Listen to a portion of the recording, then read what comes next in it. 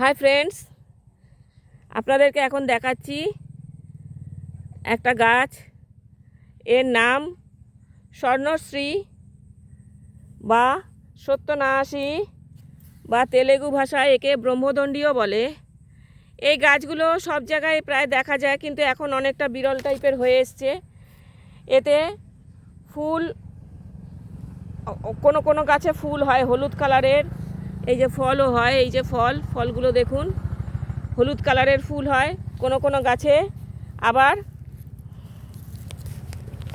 সাদা কালারেরও ফুল হয়। এটা প্রচুর কাঁটাদার গাছ। এই যে দেখুন, এই যে দেখতে পাচ্ছেন, এই যে ফুলটা আমি ভাঙলাম, ভেঙে আপনাদেরকে দেখাচ্ছি। এই যে একটা হলুদ কালারের রস বেরোচ্ছে। এই হলুদ কালারের রস, এটা খুবই উপকারী। এটা বিভিন্ন রোগের ওষুধ। যেমন রক্ত সম্বন্ধীয় ওষুধ হচ্ছে, এটা রক্ত শোধন করে। এর যে দুধটা বের হয় হলদে কালারের, এটা দুধের সাথে মিশিয়ে খেলে রক্ত শোধন করে, রক্তের বিভিন্ন কাজে লাগে। দূষণমুক্ত করতে, রক্তকে দূষণমুক্ত করতে প্রচুর কাজে লাগে এটা। এই যে দুধটা দেখাচ্ছি, এই যে হলদে কালারের দুধের মতো জিনিসটা, যে পদার্থটা বের হচ্ছে, এইটাকে প্রচুর সংগ্রহ করে এটা শুকনো তুলোর মধ্যে ভিজিয়ে সেই তুলোটাকে শুকনো করে তারপর সেইটা দিয়ে যদি ঘি দিয়ে প্রদীপ জ্বালিয়ে এবং তার থেকে কাজল উৎপন্ন করা যায়।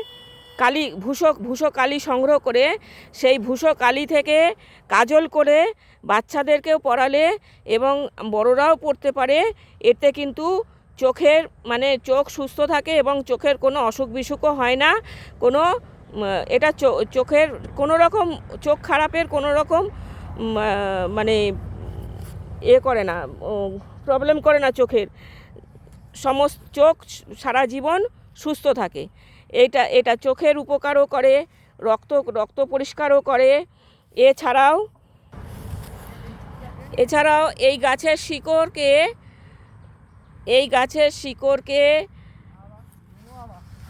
ধুয়ে পরিষ্কার করে শুকনো করে পান পাতার পাউডার বানিয়ে পান পাতার রসের সাথে মিশিয়ে সেটা দুধের সাথে খেলে নপুংসকতা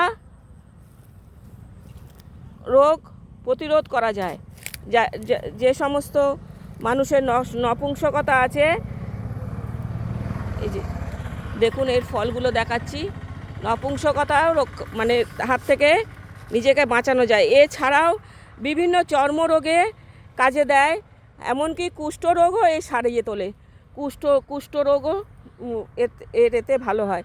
এই গাছের পাতা শুকনো করে সেই শুকনো পাতা সর্ষের তেলের সাথে ফুটিয়ে বিভিন্ন চর্মরোগের উপরে লাগালে, এমনকি কুষ্ঠরোগের ওষুধ হিসাবেও এই গাছটা কাজ করে। Thank you. ভিডিওটা ভালো লাগলে অবশ্যই একটা লাইক, শেয়ার, কমেন্ট করবেন। কমেন্ট করে আমার পাশে থাকবেন। আমি অনেক কষ্ট করেই ভিডিওগুলো বানাচ্ছি, আপনারা দেখে এড়িয়ে যাবেন না প্লিজ। আমার চ্যানেলটাকে একটা সাবস্ক্রাইব করে দেবেন, এতে আমার আরও নতুন নতুন ভিডিও বানাতে উৎসাহ জুগবে। এবং এই যে আমাদের চারিপাশে যে অনেক ভেষজ উদ্ভিদ এইভাবে অযত্নে ছড়িয়ে আছে, সেইগুলো সম্বন্ধে আরও অনেক তথ্য নতুন দেব এবং জানাবো। Thank you.